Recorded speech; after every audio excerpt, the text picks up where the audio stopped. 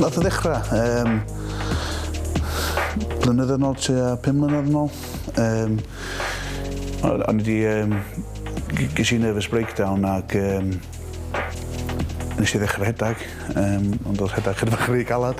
So o'n i'n mynd i gym ers talwm, wedyn nes i fynd yn ôl i gym a y fwyaf trwm o'n i'n codi, y fwyaf distaw ar y pen. So just cario ymlaen wedyn, just enjoy fo.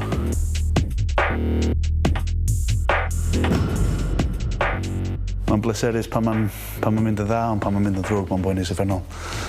Poen y pen glin, poen yn y hips, poen y sgwydd, sôr y diwrnod ar ôl treinio weithiau. Weithiau ddim eisiau treinio, ond ti'n gorau mynd trwy'r boen anyway. So, ond mae'n rhywbeth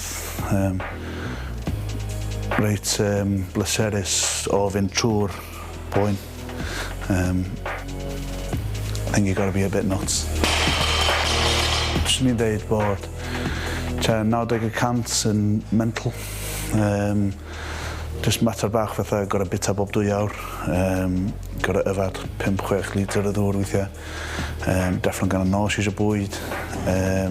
A gorfod, hyd yn oed os ti'n eisiau bita, ti'n gorau bita.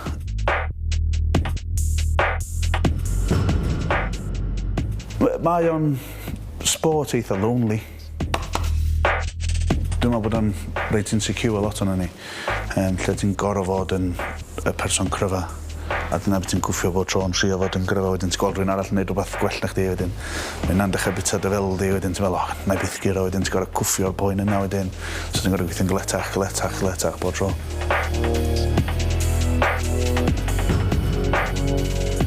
Mae bywyd strongman ti'n dechrau y munud ti'n i fewn yn y gym y tro gyntaf. Mae bob un diwrnod, bob un awr, bob un munud o'r dydd ti'n gorau byw bywyd strongman. Ond na, mae'n 24/7, 368 days a year, just yw. Mae'n un o'r sport lle ti'n gorau chydig bach yn selfish. A fod yn dad o dri am hynna'n rili anodd. Ond mae rhywbeth ti'n gorfod wneud os wyt ti eisiau fod yn y top.